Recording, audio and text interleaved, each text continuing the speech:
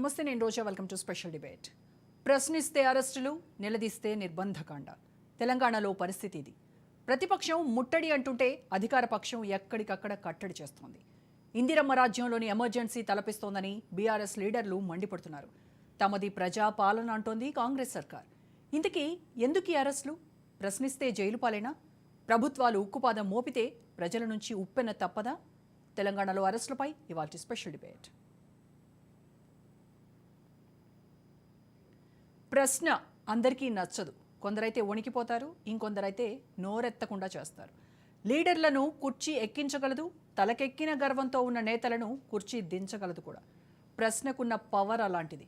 అందుకే పాలకులు ప్రతి క్షణం, ప్రతి నిమిషం అప్రమత్తంగా ఉంటారు. చిన్న పామునైనా పెద్ద కర్రతో కొట్టాలన్న సామెతను ఫాలో అవుతూ ఉంటారు. ప్రభుత్వంపై చిన్న వ్యతిరేకత వచ్చినా ఆదిలోనే కట్టడి చేసేందుకు శత విధాలుగా ప్రయత్నిస్తూ ఉంటారు. సామదాన భేద దండోపాయాలు ప్రయోగిస్తారు. తెలంగాణలోనూ ఇప్పుడు అదే ఫార్ములాను ముఖ్యమంత్రి రేవంత్ రెడ్డి ఫాలో అవుతున్నట్టు కనిపిస్తోంది. గల్లీ క్యాడర్ నుంచి స్టేట్ లీడర్ వరకు ప్రత్యర్థులందరినీ వడికిస్తున్నారు. ఇక కేసులను అస్త్రాలుగా సంధిస్తోంది తెలంగాణ సర్కార్. ఇప్పటికే ఫోన్ ట్యాపింగ్ కేసు, కాళేశ్వరం అవినీతి కేసు కావచ్చు, ఈ ఫార్ములా రేస్, ఇలా ఏ ఒక్క అంశాన్ని కూడా వదలటం లేదు రేవంత్ ప్రభుత్వం. వదల బొమ్మాళి వదల అంటూ గులాబీ లీడర్లలో గుబులు రేపుతోంది. తాజాగా తెలంగాణ రాజధాని హైదరాబాద్లో ఉద్రిక్తత నెలకొంది. బంజారాహిల్స్ పిఎస్లో బీఆర్ఎస్ ఎమ్మెల్యే పాడి కౌశిక్ రెడ్డిపై కేసు నమోదైంది. ఆయన్ను కలిసేందుకు వెళ్లిన మాజీ మంత్రి హరీష్ రావును పోలీసులు అడ్డుకున్నారు. అనంతరం గచ్చిబౌలి పోలీస్ స్టేషన్కు తరలించారు. ఎమ్మెల్సీ శంబీపూర్ రాజును కూడా అడ్డుకోగా ఆయన గోడ దూకి వెళ్లారు. పోలీసుల తీరుపై బీఆర్ఎస్ కార్యకర్తలు ఆగ్రహం వ్యక్తం చేస్తున్నారు. రేవంత్ సర్కార్ తీరుపై మాజీ మంత్రి కేటీఆర్ నిప్పులు చెరిగారు. ప్రభుత్వ తప్పులను ప్రశ్నిస్తే కేసులు అంటూ క్వశ్చన్ చేశారు. హామీలపై నిలదీస్తే అరెస్టులేంటని ఫైర్ అయ్యారు ఆయన. లోపాలను గుర్తు చేసినా, గురుకులాల్లో విద్యార్థుల అవస్థలను పరిశీలించినా, లాక్కుంటున్న భూములపై ఎదిరించినా కేసులు పెడుతున్నారంటూ ఆగ్రహం వ్యక్తం చేశారు కేటీఆర్. కూల్చుతున్న ఇళ్లకు అడ్డొచ్చినా, వ్యవస్థలను దుర్వినియోగం చేస్తున్నారని ఫిర్యాదు చేసినా కేసులు నమోదు చేయడం ఏంటని అసహనం వ్యక్తం చేశారు. సూట్ కేసులు మీకు, అరెస్టులు మాకా అంటూ ట్విట్టర్ వేదికగా నిలదీశారు.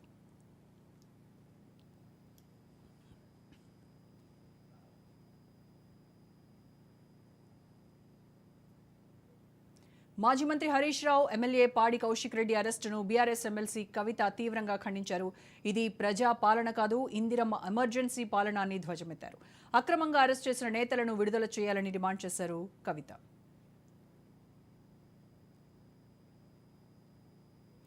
గులాబీ లీడర్లను సీఎం రేవంత్ రెడ్డి టార్గెట్ చేశారా?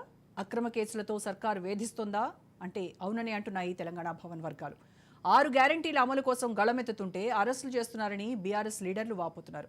రైట్, ఈ అరెస్టుల పర్వం గురించే ఈరోజు మనం స్పెషల్ డిబేట్లో డిస్కస్ చేయబోతున్నాము. డిబేట్లో పార్టిసిపేట్ చేస్తున్నారు మధ్య శ్రీనివాస్ రెడ్డి గారు, కాంగ్రెస్ నేత, నాగేందర్ గౌడ్ గారు బీఆర్ఎస్ పార్టీ నుంచి, అలాగే తాడూరు శ్రీనివాస్ గారు బీజేపీ నుంచి జాయిన్ అవుతున్నారు మనతో. నమస్కారం అండి అందరికీ. నమస్తే. రైట్, ముందుగా మధ్య శ్రీనివాస్ రెడ్డి గారితో స్టార్ట్ చేద్దాం. శ్రీనివాస్ రెడ్డి గారు, ప్రభుత్వ తప్పులను ప్రశ్నిస్తేనేమో కేసులు, హామీలపై నిలదీస్తేనేమో అరెస్టులు. ఏం జరుగుతోంది? కాంగ్రెస్ ప్రభుత్వం చేస్తున్నటువంటి లోపాలను ఎత్తి చూపేటువంటి సాహసం ఎవరు చేయకూడదనా? అంటే ప్రతిపక్షానికి ఆ హక్కు కూడా లేదా? మీరు చేస్తున్నటువంటిది, మీరు చేయాల్సినవన్నీ గుర్తు చేయడము, అక్రమంగా కేసులు పెట్టడం ఎంతవరకు ప్రజాస్వామ్యం అని మీ పార్టీ అనుకుంటోంది? రాజ్ న్యూస్ ప్రజానీకానికి, రోజా గారికి, మరి అక్కడున్న ప్యానల్ వారికి అందరికి కూడా గుడ్ ఈవినింగ్ అండి. ఒకటి, రోజా గారు, ఇక్కడ ఏం జరుగుతుందంటే ఈ బీఆర్ఎస్ పార్టీ వాళ్ళు కల్పించుకునే ఒక స్పాన్సర్డ్ ప్రోగ్రామ్ లాగా ఒక ఆర్టిఫిషియల్ గా ఇక్కడ ఏదో జరుగుతున్నట్టు, తెలంగాణ ఏదో అన్యాయం జరిగినట్టు, వాళ్ళు ఉన్నప్పుడే న్యాయం జరిగినట్టు ఒక స్పాన్సర్డ్ ప్రోగ్రామ్ కి తెరలేపారు. వాళ్ళు ఏదైతే 10 ఏళ్ళు దాచుకొని ఇన్నాళ్ళు హ్యాపీగా ఎంజాయ్ చేశారు. వాళ్ళు ఇవాళ వాళ్ళ అధికారం లేకపోయారుగా వాళ్ళు చేసిన తప్పులు కుప్పలుగా ఉన్నాయి, బయటపడతాయి అని చెప్పేసి వాళ్ళ ఆ భయాందోళనకి చాలా గురై అభద్రతా భావంతో డీల్ చేస్తున్న గొడవలు తప్ప ఎక్కడ లేవు. మీరు చూడండి రోజా గారు ప్రతి చోట కూడా వీళ్ళు కల్పించుకొని చేసినట్టే ఉన్నాయి. ఆ గ్రూప్ 1 విద్యా నిరుద్యోగులకు సంబంధించింది కానీ, మరి మొన్న హైదరాబాద్ కానీ, ఏది చూసినా కూడా ఏక్ పోలీస్ అనే విధానం కానీ, ప్రతి దాన్ని కూడా వీళ్ళు అలా జోక్యం చేసుకొని దాన్ని క్రియేట్ చేసి చీల్చే చండాడినట్టు చేసినట్టు చేస్తారు తప్ప ఎక్కడ కూడా పదలేదు. వీళ్ళు 10 సంవత్సరాలు పాలించారు. మీరు చూశారు మేడం గారు, మేము ఎంత సంయోజనంగా ఉన్నాం, ప్రజా సమస్యని ఒక ప్రజాస్వామ్యయుతంగా ఒక చట్టబద్ధంగా ఎంత చేశాము. వీళ్ళు చూడండి, కౌశిక్ రెడ్డి గారు కావచ్చు, మరి హరీష్ గారు అంత పెద్ద ఆయన, మరి ఆయన కూడా అట్లా చేస్తున్నారంటే ఒక విధ్వంసం సృష్టించాలి, ఒక గలాటా క్రియేట్ చేయాలి, రాష్ట్రంలో ఒక జనాన్ని ఏదో జరుగుతుందని ఒక భయాందోళన గురి చేసే క్రమం తప్ప ఇక్కడ వేరే ఏం లేదండి. చాలా స్పష్టంగా అర్థమవుతుంది. ఇవాళ 10 నెలల 11 నెలల కాలంలో 1 yearలో ఏమి జరగలేదు. ఇక్కడ చాలా స్పష్టంగా అభివృద్ధి కార్యక్రమాలు మేము ప్రతి వేదికల మీద చాలా స్పష్టంగా మన న్యూస్ లో కూడా చాలా స్పష్టంగా తెలియజేశాం. కానీ వీరు ఎన్ని అభివృద్ధి కార్యక్రమాలు చూసి ఏడ కాంగ్రెస్ పార్టీ స్థిరపడిపోద్దో మళ్ళీ ఒకసారి వచ్చేటట్టుకుందని చెప్పేసి దీన్ని ఎట్లా బ్రేక్ చేయాలని ఆలోచిస్తుంది తప్ప, అంటే ప్రభుత్వాన్ని పడగొట్టే కుట్ర ఒకసారి చేశారు వీళ్ళు బీజేపీ వాళ్ళు కుమ్మక్కై, అది వీలు పడలేదు. ఇలా బీఆర్ఎస్ ఎమ్మెల్యేలే కార్యకర్తలను కాపాడుకునే పరిస్థితి లేదు కాబట్టి వాళ్ళకి ఏదో బుద్ధి కల్పించాలి, వాళ్ళకి ఏదో యాక్టివిటీస్ ఉంటే తప్ప వాళ్ళ పార్టీ నుండి లేకపోతే వీడిపోతారని చెప్పేసి ఇవాళ బీఆర్ఎస్ వాళ్ళు కార్యక్రమాలు పూనుకుంటున్నారు. ఎక్కడ ఏం జరిగింది ఇవాళ 1 year లో మనం చాలా స్పష్టంగా ప్రతిదీ పేపర్లు వేస్తున్నాం, అన్ని దినపత్రికలు వస్తుంది, సోషల్ మీడియాలో వస్తుంది, కార్యక్రమాలు ఏం జరిగినాయి కూడా చాలా స్పష్టంగా వస్తుంది. 7,14,000 కోట్ల రూపాయల అప్పుని ఇలా ఎట్లా క్రమంగా కట్టుకుంటూ వచ్చి ఎట్లా చేసిందో చాలా స్పష్టంగా చూసాం మనం. అది వదిలిపెట్టి ఇవాళ కావాలని చెప్పేసి దీన్ని ఎట్లా పార్టీ ఇక్కడ స్థిరపడిపోయేటట్టుంది, మా ఉద్యోగాలు ఉన్నాయి, మళ్ళీ మేము జనాల ఆవేశాలు ఒకప్పుడు ఏంటంటే తెలంగాణ సెంటిమెంట్ ని వాడుకున్నారు, మళ్ళీ ఇప్పుడు ప్రజల యొక్క సెంటిమెంట్ రెచ్చగొట్టేసి మళ్ళీ ఎట్లా అధికారంలోకి రావాలని ఆలోచిస్తున్నారు తప్ప వాళ్ళ కుటుంబం అధికారాన్ని కోసం వచ్చేట్టు చేసే కార్యక్రమం తప్ప ఎక్కడ కూడా ప్రజలకు ఉపయోగపడలేదు. ఇవాళ అంటే చూడండి రోజా ప్రజల గారు కోసం చాలా ప్రజల స్పష్టంగా కోసం వాళ్ళు ఒక్క నిమిషం పోరాటం మేడం. కాదు కాదు చాలా ప్రజల స్పష్టంగా. కోసం పోరాటం చేయట్లేదంటారా? విద్యార్థులు గురుకుల పాఠశాలల్లో విద్యార్థులు పడుతున్నటువంటి అవస్థలపై పోరాటం కాదా? ఇళ్లు కూలుస్తూ ఉంటే ఈ విషయంలో వాళ్ళు చేసినటువంటి పోరాటం మీకు పోరాటంగా కనిపించలేదా? ఒక్కటి రోజా గారు చాలా స్పష్టంగా నేను రాజనీతి ప్రజానికి చెప్పదలుచుకున్నాను రాష్ట్ర అధికార ప్రతినిధిగా. ఇక్కడ చూడండి ఇవాళ వీళ్ళు గురుకులాలు ఇంతకుముందు ఎవరు ఆధ్వర్యంలో ఉన్నాయి మేడం మనం గమనించండి, ఆర్ఎస్ ప్రవీణ్ కుమార్ గారు ఆధ్వర్యంలో ఉన్నాయి. ఇవాళ ఇక్కడ గురుకులాలను కనుక మనం ఇంటిగ్రేటెడ్ గురుకులాలు మేము 200 కోట్ల రూపాయలతోటి, నేను మొన్న డోనకల్ ఇన్ఛార్జికి వెళ్ళినప్పుడు చూశాను అక్కడ ఎమ్మెల్యే గారితో, ఒక్కొక్క నియోజకవర్గంలో 200 కోట్ల రూపాయలతోటి వాళ్ళు ఇంటిగ్రేటెడ్ కడుతున్నారు స్కూల్స్. గతంలో కేసీఆర్ ఏం చేశారండి, చీల్చి చెండాడారు, కులాల వైజ్ కట్టారు. ఇంకా కులాలు ఏందండి, ఇవాళ ఒకప్పుడు కంప్యూటర్ గా మనం ఇప్పుడు ఆర్టిఫిషియల్ ఇంటెలిజెన్స్ గా వచ్చింది, ఇలా కులాల వైజ్ పెట్టేయాలని చూసారని. అలా కాంగ్రెస్ పార్టీ అలా కాదు, వచ్చింది మొత్తం కూడా ఇంటిగ్రేటెడ్ అందరూ ఒక్కడే ఉండాలి, సోదరభావం కలగాలని చెప్పేసి ఒక భారీ ఎత్తున ఇంటిగ్రేటెడ్ విద్యా సంస్థ నెలకొల్పాలి. ప్రతి నియోజకవర్గానికి కూడా చూడండి మీరు చాలా స్పష్టంగా చెప్తున్నా. అంటే ఇవన్నీ కడుతున్నారు. మరి వాళ్ళు ఏం చేశారు గతంలో, అన్ని విభజించు పాలించు అక్కడ కూడా, అంటే ప్రజల్లో ఒక కులాన్ని ఎట్లే ఉండాలి. ఆయన ఇచ్చిన స్కీమ్లు కూడా చాలా స్పష్టంగా చెప్తున్నారు రాజనీతి ప్రేక్షకులు కూడా. అంతే ఉన్నాయి అన్ని కూడా స్కీమ్లు కూడా కులాల వైజ్గా ఇచ్చాడు. ఇవాళ వీళ్ళు చేసే ధర్నాలు కానీ రాస్తారోకులు కానీ ముట్టడులు కానీ ఎక్కడ ఉంటే వాళ్ళ ఉనికిని కాపాడు కోసం చేసేటట్టుకునే కూడా ఎక్కడా లేవు. హైడ్రా అనేది ఇవాళ మీరు చూడండి, మీరు ఒక్కసారి రోజా గారు గమనించాలి. ఇవాళ హైడ్రా అనేది రేవంత్ రెడ్డి గారి కోసమో కాంగ్రెస్ పార్టీ కోసమో పెట్టింది కాదు. ఇవాళ మనం చాలా పట్టణాలు చూసిన పొల్యూషన్ ఎట్లా కంట్రోల్ తప్పిపోయింది. మొన్న మేడారం జాతర కేంద్రంగా భూకంపం నిన్న ఉదయం వచ్చింది, 7:20 చూసాం. అంటే ఇవాళ ఎన్ని ప్రకృతి విపత్తులు వస్తున్నాయి. ఇలా ఢిల్లీ కావచ్చు, కలకత్తా కానీ, ముంబై కానీ, చెన్నై కానీ ఇవాళ నివాస యోగ్యం కాని ప్రాంతాలు ఉన్నాయి.